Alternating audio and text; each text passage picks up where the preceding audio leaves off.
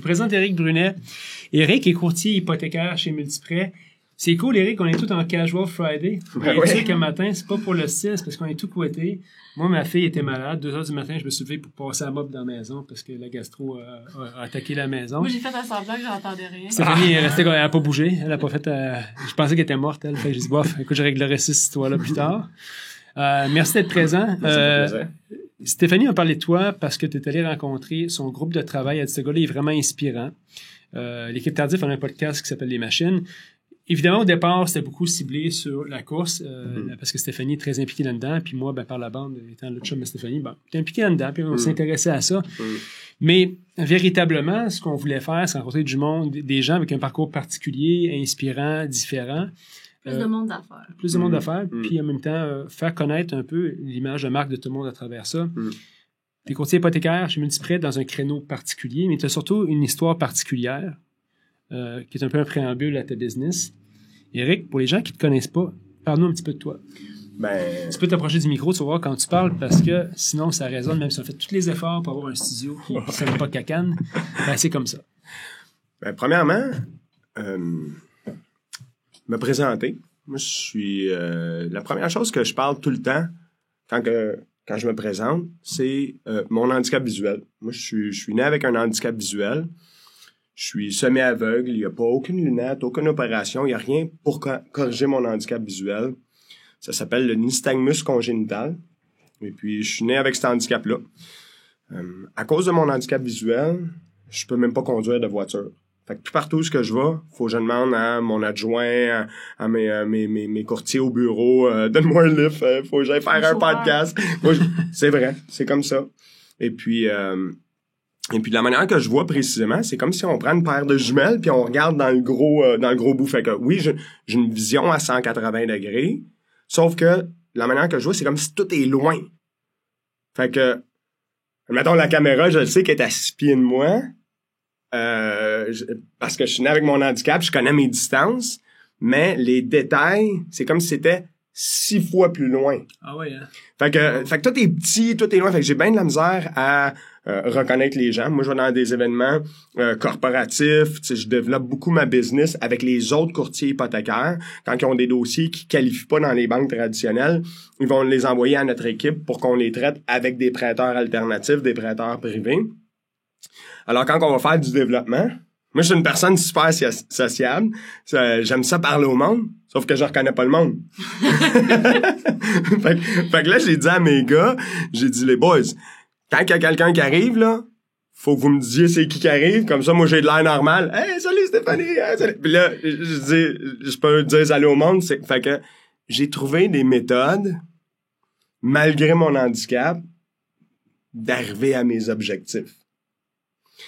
Fait que, puis une des raisons pour laquelle je parle de mon handicap, c'est que quand j'étais plus jeune, j'étais extrêmement complexé de mon handicap. Puis j'étais différent des autres. Puis j'étais vraiment gêné et complexé de ça. Puis quand j'étais à l'école, je voyais pas au tableau. J'avais de la misère à l'école. Ça a été un désastre, mon primaire, mon secondaire, à cause de mon handicap visuel. J'étais pas capable d'en parler aux gens, mais les gens le remarquaient. Je passe à côté d'eux autres, je leur dis pas salut, tu sais, c'est mes bons chums, tu sais, qu'est-ce qu'il fait là? Mais je leur dis pas. J'avais de l'air bizarre. Le monde riait de moi. Là, je me sentais encore plus différent. Je me renfermais encore plus sur moi-même. Puis à un moment donné, je vais tout le temps me rappeler, j'ai grandi dans le coin de Pincourt, l'Île-Perrot, pour ceux qui connaissent. Et puis, j'étais au centre d'achat à Pincourt, il y a un Walmart, puis je pense que c'était un vendredi soir. Puis il était peut-être 8 heures le soir. Il y avait les lumières qui commençaient à allumer, tu sais, dans le parking, et puis c'est un peu sombre. Puis c'est la première fois de ma vie que j'ai dit à mes amis, à mes proches, que j'avais un handicap visuel. Tu sais, ils m'ont tout à regarder, ils ont dit que tu sais, on le savait! Mais à partir de ce moment-là, ça a tellement été une libération pour moi. Ça a été comme mon moment dans ma vie où est-ce que j'ai fait comme OK. Tu sais, ça a été un tipping point. Tu sais, aujourd'hui, j'ai 40 ans. Je me souviens encore de ce moment-là comme si c'était hier. Et puis, ça a été le moment tournant dans ma vie où est-ce que là, j'ai commencé à accepter, puis à dealer avec ma réalité, puis au lieu de m'apitoyer sur mon sort, puis de pauvre de petit moi, puis j'ai commencé à accepter, puis d'aller dans la direction que je voulais. Fait qu'aujourd'hui, quand je me présente, c'est tout le temps la première chose que je vais parler, mon handicap visuel, puis si je passe à côté de toi ou à côté des gens dans un événement corporatif, puis je leur dis pas salut, c'est pas parce que j'étais un snob, c'est tout simplement parce que je les ai pas reconnus. Fait que toi, des fois, quand tu croises du monde sur la rue, moi, des fois, je me dis, hey, j'espère qu'il m'a pas vu. Avec toi, j'ai pas ce trouble-là, là. Non, exactement. Je te verrai pas. Ou bien, qu'est-ce qui est encore plus awkward, c'est quand je commence à dire salut à tout le monde, tu sais. Pense que je le connais. Hey, salut! Ah, tu le connais pas, lui, rien qu'à shit. C'est une bonne façon de le connaître. Honnêtement, je m'en fais plus avec ça. Quand je dis salut au monde que je connais pas, ils trouvent juste que je suis bien sociable, pis c'est correct comme ça. Est-ce que tu penses que tu serais... on parle de ça présentement, on va parler après de ta business de courtage hypothécaire puis la spécification qui vient avec ça. Est-ce que tu penses que tu serais la même personne aujourd'hui sans cet handicap-là? Tu sais, c'est sûr que les difficultés, les obstacles que j'ai eus dans ma vie, dans mon passé, font que je suis la personne que je suis aujourd'hui. Puis aujourd'hui, ce que je fais, c'est que j'ai pris mon handicap, ce que je considérais une faiblesse, puis je l'ai tourné en force. Je me sers de ça pour faire rire le monde. J'ai plein de jokes. Moi, toutes les jokes d'aveugle, là, j'ai toutes. Et puis c'est moi qui ai chaud de le monde, tu sais.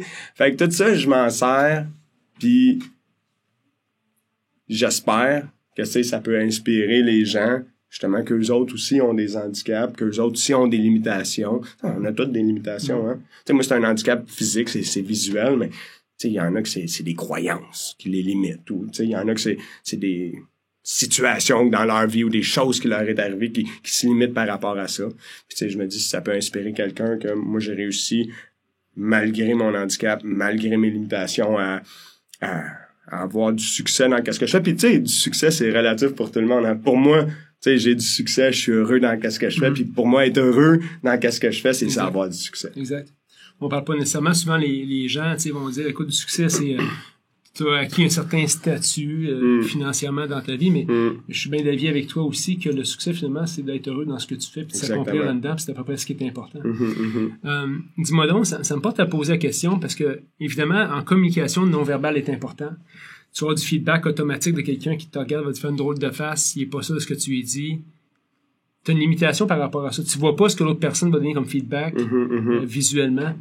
Est-ce que tu deviens plus attentif maintenant au ton de voix, parce que la tonalité aussi est importante, quand quelqu'un te parle? Tu en parlais tantôt, tu parles souvent à tes courtiers, parce que pour toi, c'est important le ton de voix. Quand tu parles au téléphone, quand tu entends quelqu'un, tu vas entendre des objections différemment. Comment tu vois ça, ou comment on vit ça, ne pas avoir de feedback vraiment visuel, parce que si tu vois pas la réaction faciale de quelqu'un quand tu le parles, il y a une grosse limitation là, right? C'est drôle parce que je donnais une présentation dernièrement dans une équipe, puis je parlais de quelque chose, puis les gens avaient pas trop de l'air à aimer ça de quoi je parlais, sauf que moi, je remarquais pas pantoute qu'ils aimaient pas ça.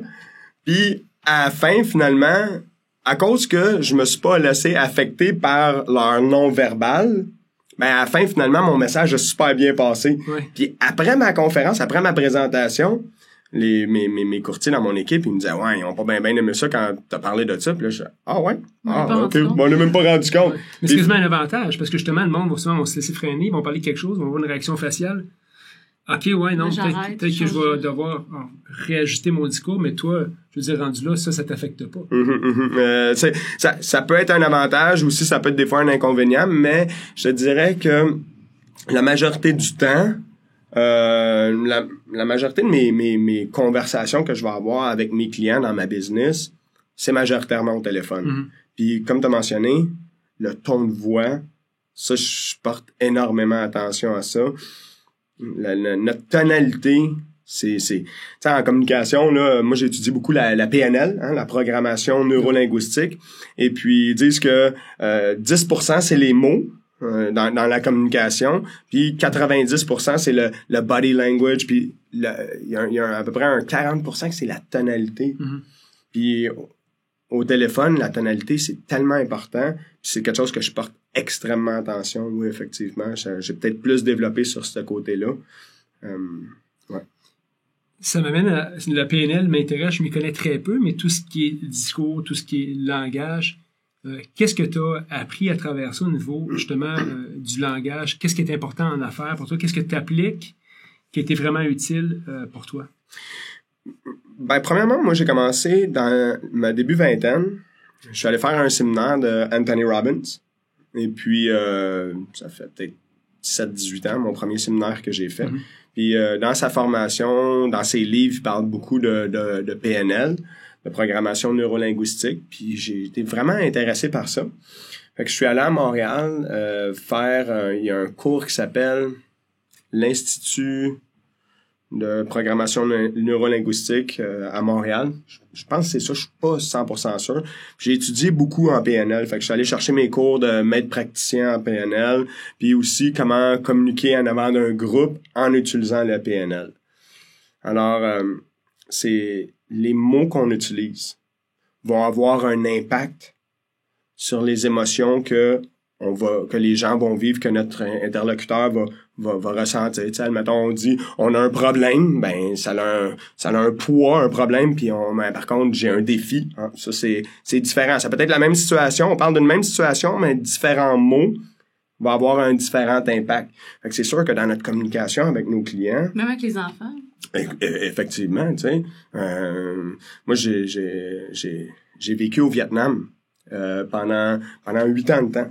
Et puis, une chose, des fois, je remarquais que, tu sais, certaines communications, certaines manières de communiquer étaient vraiment différentes. Puis une chose que j'aimais beaucoup au Vietnam, c'est que tu demandais à un Vietnamien, es-tu déjà allé dans tel pays?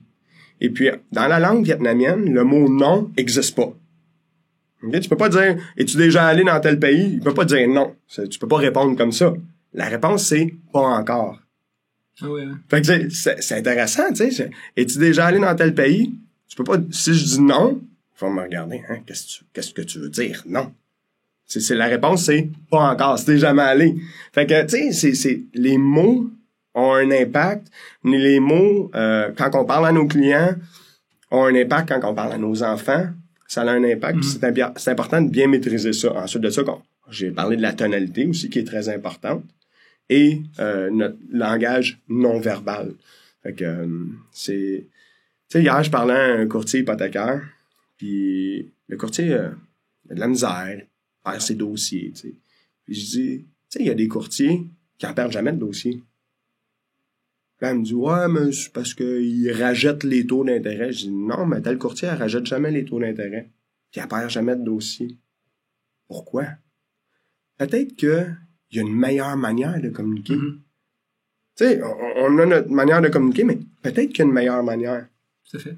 C'est une discussion que j'avais avec Stéphanie aussi, parce que c'est ce qu'on entend dans le milieu du courtage. J'ai perdu tel dossier, mais je pense qu'il y a un discours à y avoir au début avec ces clients-là pour expliquer le travail qui est fait. Parce que peu importe, quand on est dans un domaine de service, les gens s'imaginent que notre temps vaut pas grand-chose. C'est une rencontre qu'ils vont faire avec toi, mais c'est comme si il n'y a pas beaucoup d'investissement qui est fait là-dedans, mais souvent une rencontre doit être préparée avec le client. Puis je pense que j'avais une discussion avec Stéphanie, justement parce qu'elle me parlait de ça des fois aussi au niveau de son équipe, parce que toutes les équipes vivent ça un peu. Il y a un discours à avoir avec les clients pour l'expliquer qu'est-ce qu'on fait, puis c'est quoi les enjeux de qu'est-ce qu'on investit comme temps avec eux. Qu'est-ce que tu en penses? Qu'est-ce que tu avais dit aussi quand tu avais fait la formation à mon équipe, là, c'était intéressant que souvent les courtiers ou peu importe, ils focusent sur les mauvaises affaires. C'est comme juste avoir le meilleur taux. OK, mais peut-être qu'on n'a pas le meilleur taux, fait qu'on fait quoi pour réussir à justement aller chercher le client? En vente, ou peu importe la business, tu sais, quelqu'un qui est à son compte, quelqu'un qui est en affaires, il est aussi dans la vente. Parce qu'il faut qu'il vende son idée, il faut qu'il vende ses produits, il faut qu'il vende son service. On est en vente toute notre vie, de toute façon. Exactement. Puis même avec nos enfants, tu sais, je veux dire, on veut que nos enfants fassent leur lit, qu'ils aillent s'abrasser les dents. On doit être capable d'influencer. Puis, comme j'ai dit, oui, il y a une meilleure manière de communiquer notre message. Et puis, ça sur quoi on va focuser. Souvent, les gens, ils focusent sur leurs échecs.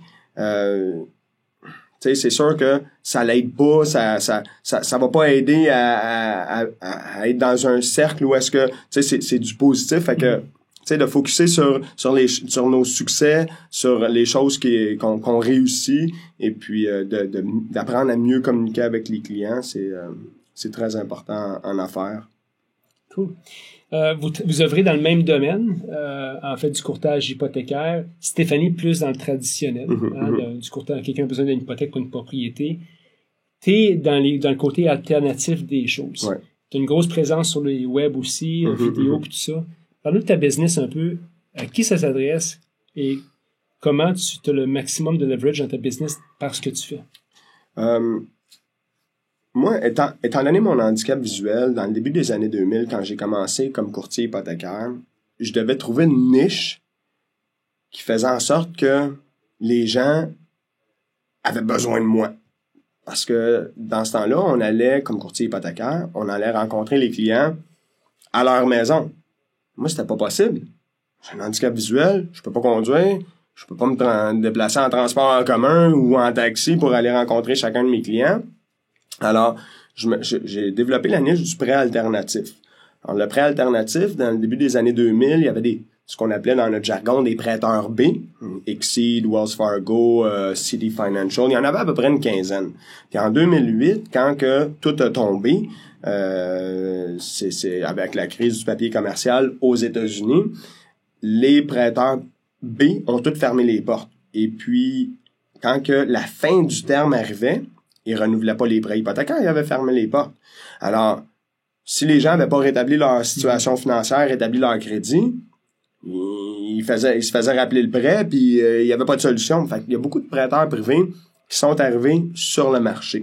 Alors moi, en 2009, j'ai commencé à me spécialiser dans le prêt hypothécaire alternatif. Alors, c'est tous les gens qui qualifient pas dans les banques traditionnelles, soit parce que leur situation financière, leur dossier de crédit permet pas d'obtenir le financement, ou aujourd'hui, ce qu'on voit beaucoup, c'est des investisseurs immobiliers que leur projet, c'est pas leur situation financière ou leur crédit, mais c'est le projet qui qualifie.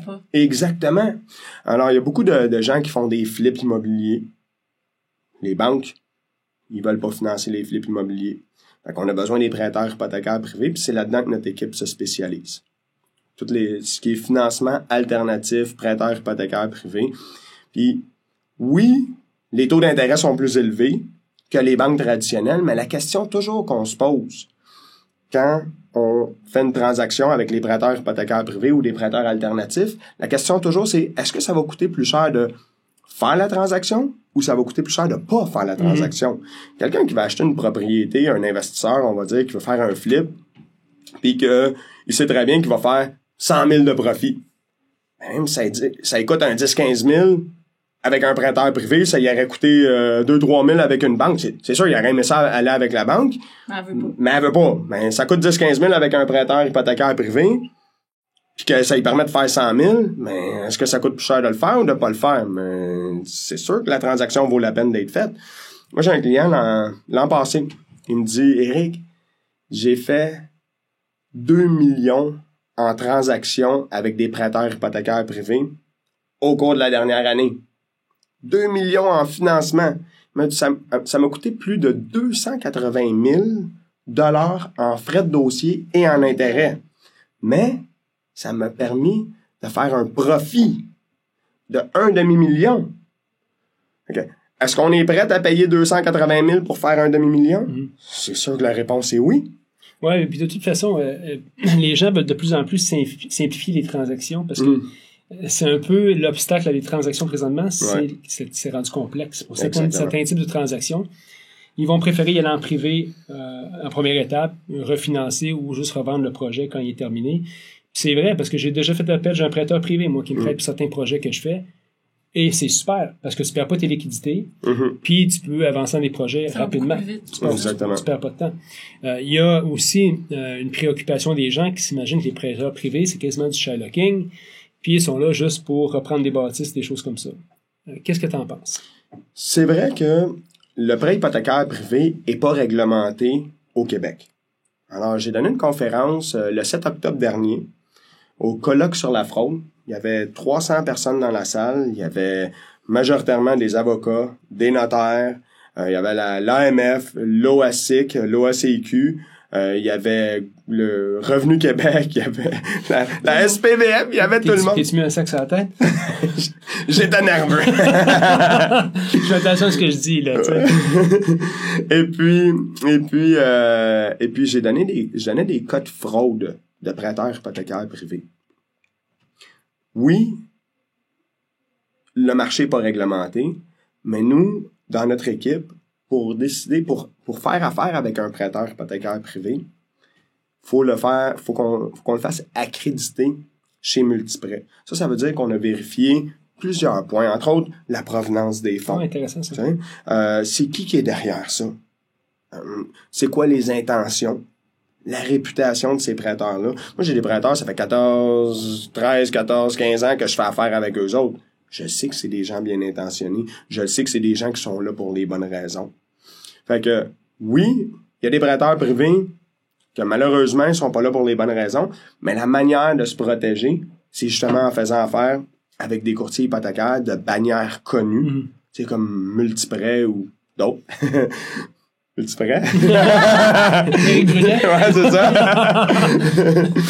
et puis avec, tu sais, moi, personnellement, comme tu as mentionné tantôt, j'ai des vidéos sur le web que ça fait plusieurs années qu'ils sont là avec des 3, 4, 5, 6 000 vues, avec des commentaires positifs, des likes.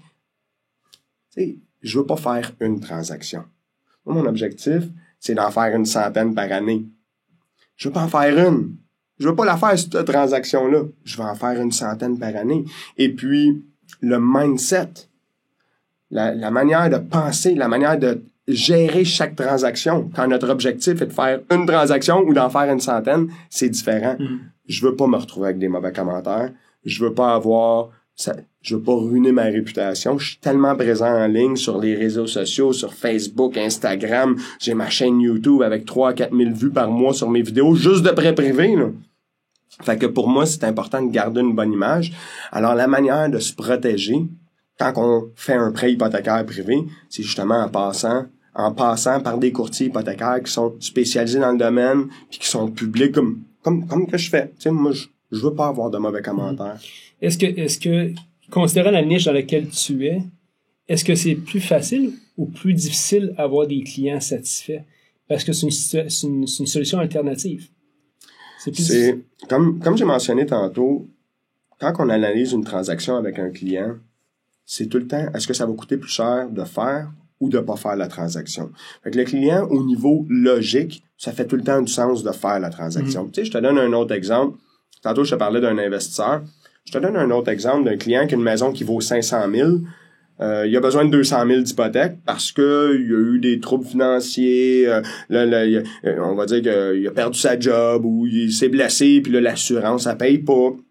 Et puis, là, ça fait 2-3 paiements qui manquent sur ses cartes de crédit, sur son prêt hypothécaire. Puis là, il se dit, je vais aller à la banque, ils vont me donner un 50 000, rétablir mes affaires. Mais il arrive à la banque, puis avec des retards au dossier de crédit sur l'hypothèque, puis sur les cartes de crédit, même si la maison vaut 500 000, puis il a juste besoin d'un petit 50 000 additionnel, la banque, ils prêteront pas.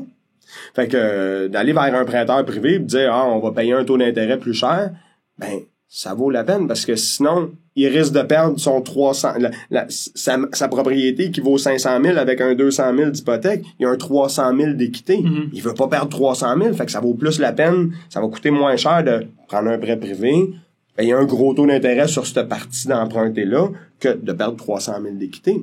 Puis, quand on fait une transaction au bureau, il y a tout le temps 3 critères qu'on doit respecter. Premièrement, ça doit être bon pour le client.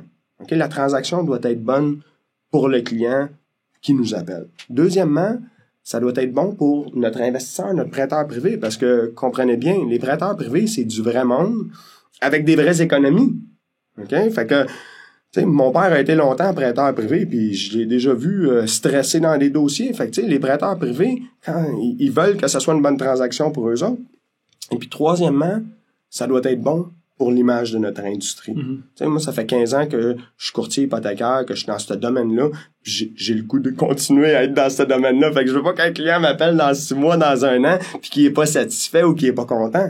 Puis à tout le temps, quand on fait une transaction avec un client, tant aussi longtemps que c'est pas notarié, là, on dit au client, si tu veux te retirer de la transaction, il n'y a aucun problème. Tu peux te retirer en tout temps sans aucun frais de cancellation. J'aime mieux un client qui se retire à la dernière seconde que d'avoir une plainte à l'OASIC ou d'avoir des mauvais commentaires sur mes réseaux sociaux.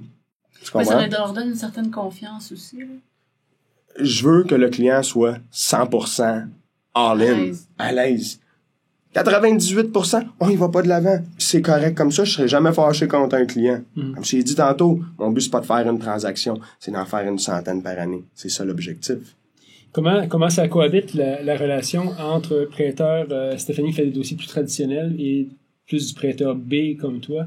Comment est-ce que vous collaborez ensemble pour maximiser, dans le fond, les opportunités? On vient d'en faire un, en plus. Eh oui. C'est une bonne question. Moi, j'ai autant que je suis présent en ligne, la chaîne YouTube, Facebook, Instagram, les sites web. Si vous allez sur Google, ça s'appelle Hypothèque privée, j'ai 3 sites web dans la première page de Google. Fait que je suis vraiment présent, autant dans les résultats organiques que dans les résultats payants dans le Google AdWords. Ouais. Maintenant, 80% de ma business vient de références. Ah oui. OK? Même si je suis autant présent sur le web, 80% de ma business vient des courtiers hypothécaires qui ont un dossier, qui qualifient pas dans les banques traditionnelles. Ils savent pas quoi faire avec. Ils savent pas c'est quoi la meilleure offre pour ce client-là.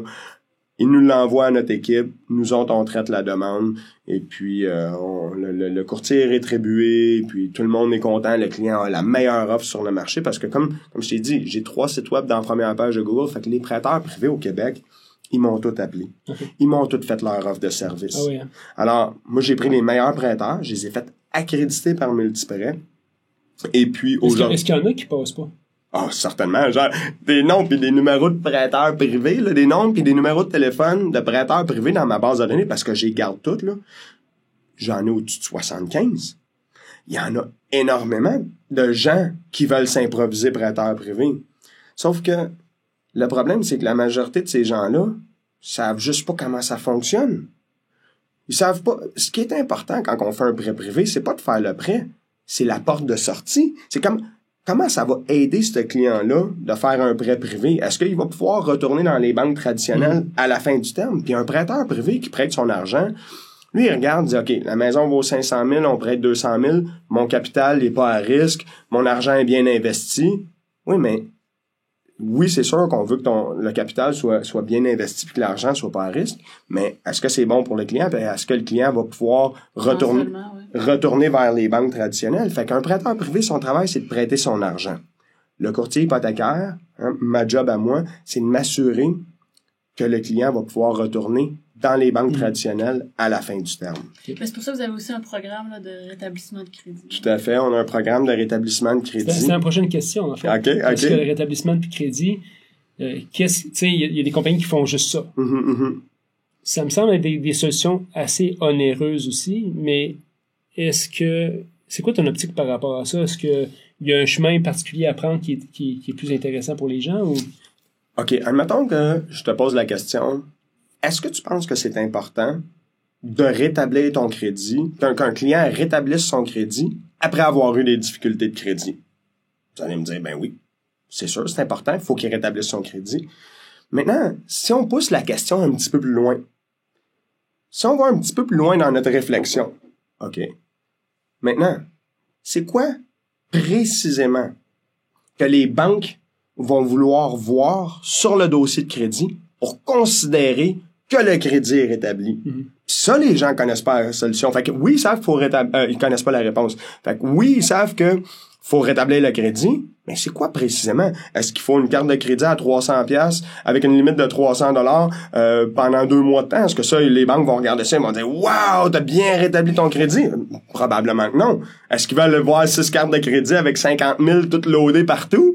Là, ils vont dire « Non, tu t'en vas vers d'autres problèmes, là, tu sais. » Fait que, entre les deux, c'est où le point précis où est-ce que les banques vont dire oui, t'as bien rétabli ton crédit. Le sweet spot. Là. Exactement. Puis ça, c'est notre travail parce que comme courtier hypothécaire, on est constamment en formation avec les banques, avec la SCHL pour savoir c'est quoi les critères de financement, c'est quoi qu'ils veulent voir apparaître sur le dossier de crédit. Tu sais, moi, des fois, il y a des gens qui me disent « Ah, je paye tout le temps mon hydro à temps. » Ben, l'hydro, elle apparaît pas au dossier de crédit, fait que c'est le fun que tu l'aies tout le temps payé à temps, mais ça c'est la seule affaire qui apparaît pas. Exactement. Fait que, tu sais, est-ce que faut une carte de crédit, 2 cartes de crédit, 3 cartes de crédit, faut une carte de crédit, un prêt auto? C'est quoi qu'il faut précisément pour que les banques considère que le crédit a été rétabli.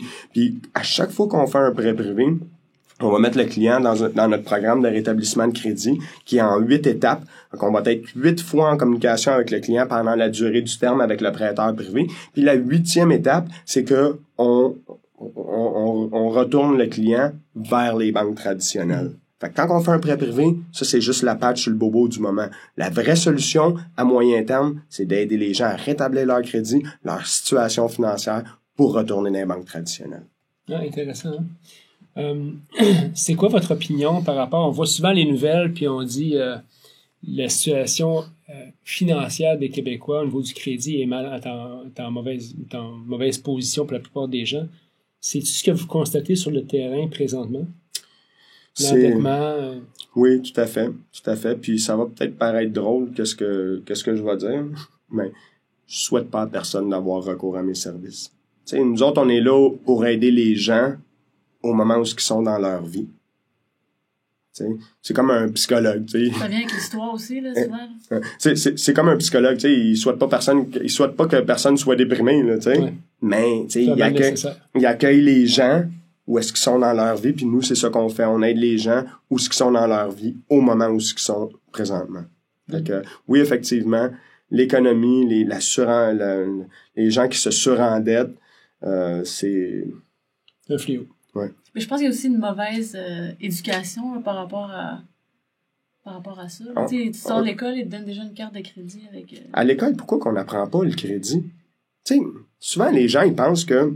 T'as un cours d'économie, mais t'as un mauvais cours d'économie. Ouais, c'est ça. Non, c'est vrai, pareil. Ils parlent d'économie mondiale. Ils parlent de PIB, puis tout ça, mais tu sors, puis tu te rappelles même pas. Tu sais, souvent, les gens pensent que pour avoir un bon crédit, OK, la seule chose à faire, c'est de payer à temps. C'est sûr que... Ça l'aide, mais c'est juste ça. Ça l'aide, exactement, mais c'est seulement 35% du pointage de crédit qui est constitué par payer à temps. Il y a un autre 65% à mettre en application. Je dirais que la majorité des gens ont aucune idée quoi faire précisément pour avoir un bon crédit. Fait que notre travail, c'est d'éduquer les gens à c'est quoi qu'il faut faire précisément pour avoir un bon crédit. Good. Dernier sujet que je veux toucher avec toi, présence sur les réseaux sociaux, portée organique. C'est quoi les meilleures pratiques que tu as mis en place qui t'ont aidé à faire croître ta business puis te faire connaître? T'es fort sur le remarketing? Oui. Ben, premièrement, moi, j'ai beaucoup développé le web. Ça fait peut-être une dizaine d'années. Les sites web,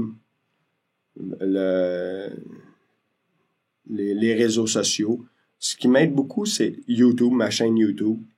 Sauf que le problème, c'est qu'il y a tellement de trafic. Il y a tellement de vidéos qui sont mises sur YouTube à tous les jours. Toutes les minutes, à toutes les minutes et à toutes les secondes. Et puis, comment qu'on se fait entendre? Comment qu'on peut se faire voir dans tout ce trafic-là, dans tout cet achalandage-là? Et puis, il y a beaucoup de techniques de marketing que j'utilise avec Google AdWords, Facebook Ads. Puis souvent, les gens... Quand on parle de Google AdWords, ils ont une idée en tête, c'est ce qu'on appelle le Google Search. Fait qu'on va sur Google, on cherche pour courtier hypothécaire, puis il y a des résultats qui sortent. Et puis dans le haut, ben... ils annoncent. C'est exactement. Et puis ça coûte super cher. Okay? C'est super cher. Dans mon domaine, dans le courtage hypothécaire, un mot-clé comme... hypothèque ou meilleur taux, courtier hypothécaire ou même prêt hypothécaire privé, ça coûte 5-6 piastres du clic. Ouais.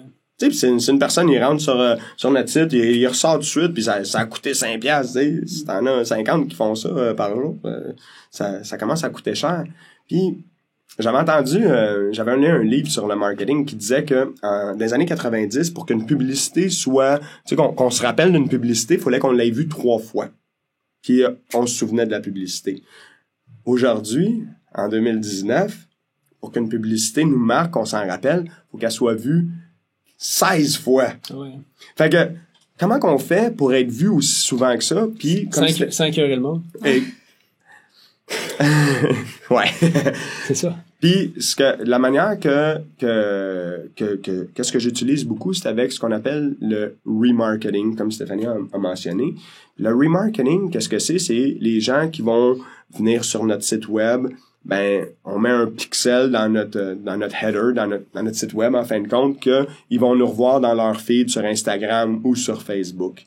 Fait que, tu sais, moi, je parle à un client au bureau, et puis, on prend tout le temps son nom, numéro de téléphone, adresse courriel, on upload ça dans Facebook. C'est tout ce que tu as besoin. Ouais, exactement.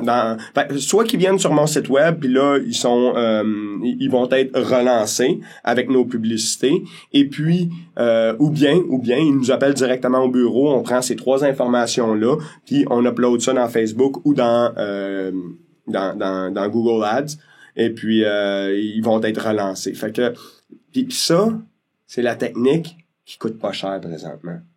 Fait que c'est mon petit truc. C'est des scènes, ça? Ah oui, ça coûte des sous. Okay. J'ai beaucoup de vidéos avec des milliers de vues. Ben, tu sais, c'est sûr que c'est des gens qui sont venus sur mon site web puis qui sont relancés. Admettons, sur YouTube, il y a un 6 secondes de publicité obligatoire. Ben, c'est mon vidéo, puis mon vidéo, il commence un prêt hypothécaire privé. Tu sais, fait que mon message, il est passé. Et puis, même s'il skip, ben, moi, mon message est passé, puis ça coûte rien. Mm-hmm. Ça coûte, rien. Ça coûte des sous, là. Tu sais, 6-7 sous par vue. Fait que ça fait augmenter nos nombres de vues sur les réseaux sociaux. Et puis, ça coûte pas cher. Puis c'est les gens qui sont, c'est bien ciblé. Avec le marketing aujourd'hui, c'est tellement facile de cibler les gens. Puis, ce qui est encore plus incroyable, c'est qu'il y a beaucoup de gens qui se disent « Ouais, mais moi, je sais pas comment ça fonctionne. » Écoutez, c'est tellement facile. C'est tellement facile. Tout ce qu'on a à faire, on va sur Google ou sur YouTube, puis comment qu'on fait du remarketing, technique de remarketing, puis il y en a plein qui vont nous qui font des vidéos pour nous montrer comment faire. Mm-hmm. Fait que si on commence en business, puis on a pas beaucoup d'argent, mais on a beaucoup de temps, comme quand moi je l'ai fait, dans mes débuts, ben, on fait des recherches puis on le fait nous-mêmes. Si, ben, on a l'argent, mais on n'a pas le temps, ben, on paye une agence pour qu'il le fasse pour nous.